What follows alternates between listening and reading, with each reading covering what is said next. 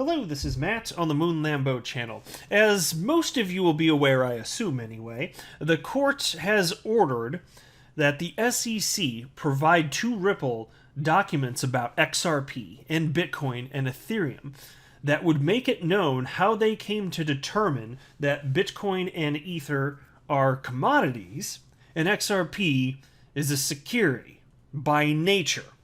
And it's going to be very fascinating as these documents come out for a number of reasons. Because if their rationale for deciding Bitcoin and Ethereum end up being commodities, if the rationale, if you use that same analysis to determine what XRP is, if it makes it pretty damn clear that XRP is in the same bucket, you're going to have some issues. But it's more than that. If there is internally a whole bunch of uncertainty amongst the SEC staff as to what XRP actually is, well, that's going to play into Ripple's fair notice defense, which is this idea that there's no way that Ripple, having now been in business for the better part of a decade, there's no way that they could have reasonably known that the SEC would come knocking on their door almost a decade later saying, oh, hey, what you've been doing in broad daylight for all this time, yeah, it's actually illegal and you shouldn't have been doing it. There's no way that Ripple could have possibly thought that would be the case. And so they didn't get fair notice that what they were, from the SEC, that what they were doing was illegal. Not having that notice, as it turns out, is a big problem. The fair notice defense of Ripple has some serious teeth to it. And so if the court finds that Ripple indeed didn't get fair notice, the case is actually over here. Well, you may well be aware of that, and if not, I just wanted to catch everybody up to speed, but did you know that the SEC has stated that they're going to be dumping all these documents, allegedly anyway, by no later than tomorrow, June 18th. By no later. Now, it doesn't mean that all of the documents will have been provided, but there should have been a substantial amount by then. So we'll be waiting to see what Ripple's next move is here on this topic, because if they don't get anything, that means the SEC has not followed through with what it promised the court it would do, and within a specified time frame. So I want to share with you some comments from attorney John Deaton on that topic. And Attorney John Deaton, of course, he is the attorney that is seeking to intervene in the SEC versus Ripple case on behalf of over 17,000 XRP holders. So plenty to talk about. But before I do go any further, I got to be clear, I don't have a legal or financial background of any kind. I am not offering legal or financial advice, and you definitely should not buy or sell anything because of anything I say or write. I'm just an enthusiast who likes making YouTube videos as a very fun hobby about Ripple and XRP and crypto, and that's all that's going on here. Damn it. And so here's a tweet from John Deaton. Judge Netburn continues to provide a fair and even hand when making her rulings during this case. A big blow to the SEC's case is that she has made clear Ripple's fair notice defense centers on the activities of the SEC. It's not about Ripple's knowledge or behavior. And so this portion I actually did cover in a recent video. And because the SEC wants to make it out that, you know, the Brad Garlinghouse and or Chris Larson's and just Ripple's intents in general, that's what determines whether or not, that would be proof of whether or not Ripple had fair notice. But the judge here is saying, no. That would be based on what was presented by the SEC. It would be based on functionally what the SEC had made clear, which makes much more logical sense. But, you know, the SEC...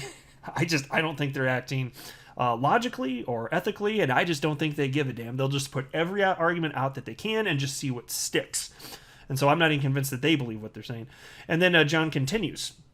And this next part of his tweet is a quote from this most recent... actually, was this the very last? I can't remember now off the top of my head if this is the very last document but put up by Judge Sarah Netburn. But if not, it was one of the last couple anyway. But here's a quote from what she wrote.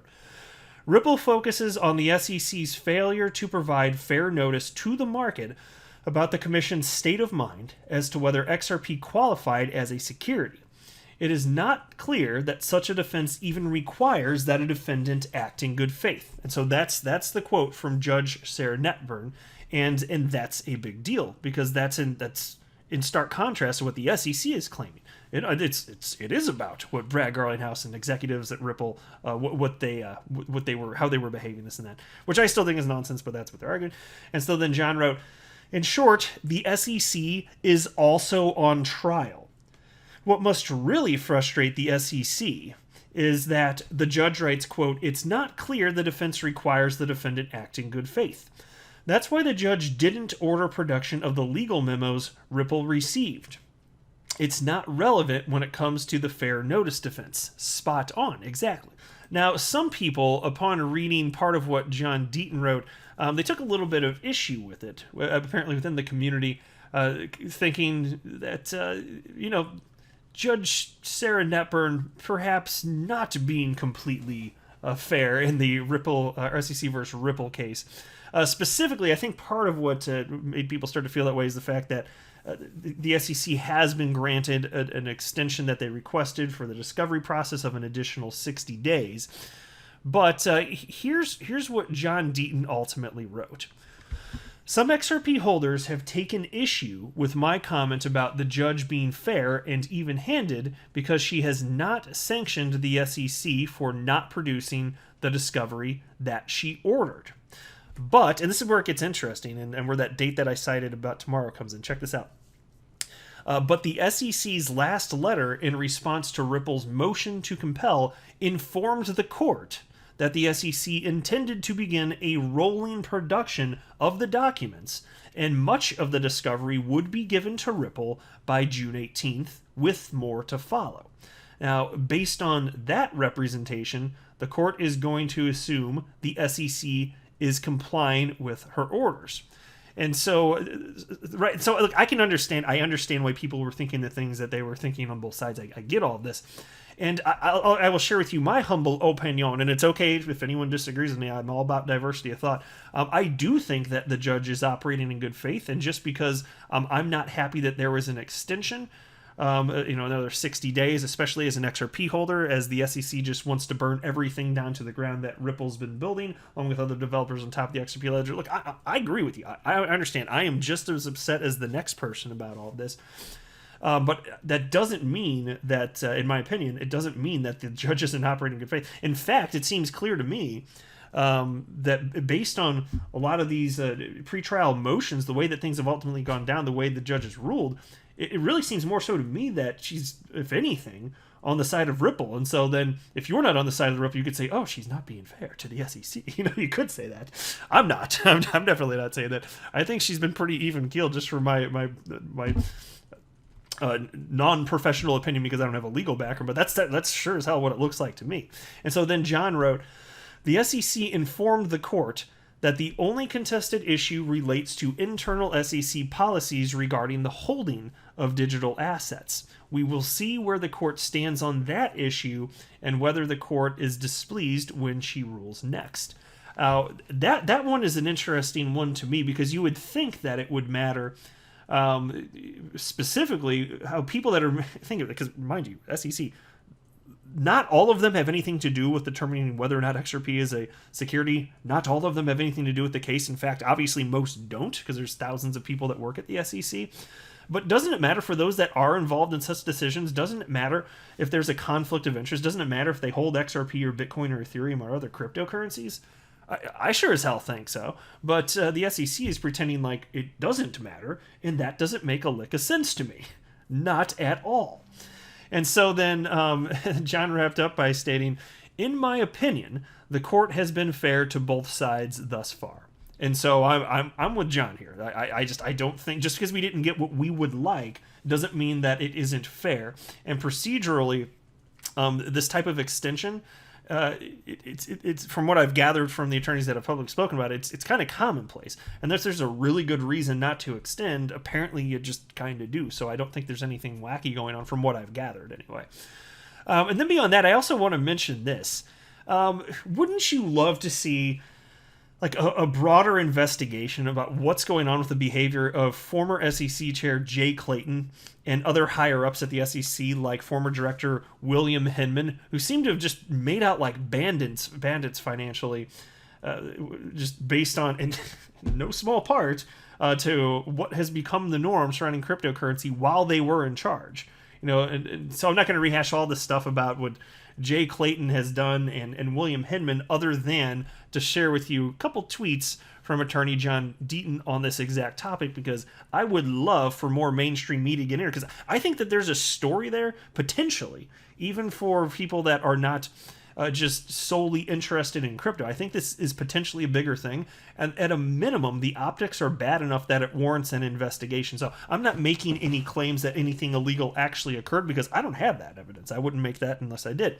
But I am happy to state, quite honestly, that this, maybe happy is the wrong word, but I will state honestly that this doesn't pass the smell test to me. All of these, the optics is, my gosh, the financial benefit to these people, it just does not pass the smell test. And so I think it's only reasonable to question, okay, what in the ever-loving hell is going on here, and look into it further.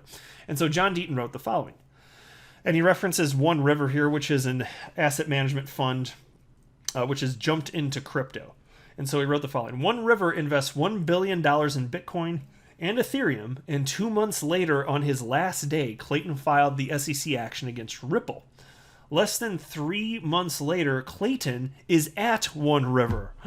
Well, how about that? And then he shared some links, and I've actually covered some of what he retweeted here, because it's back from like April and some of it from December, actually. So I'm not going to go through that again. It was awesome stuff, but I already covered it on my channel. And so this video would go on for infinity if I did that. So I'm going to pass, but it is good stuff. And then he wrote, imagine what a real investigation might reveal. By the way, an objective investigation isn't only for the purpose of finding possible guilt. If there's no wrongdoing, then it restores faith in government.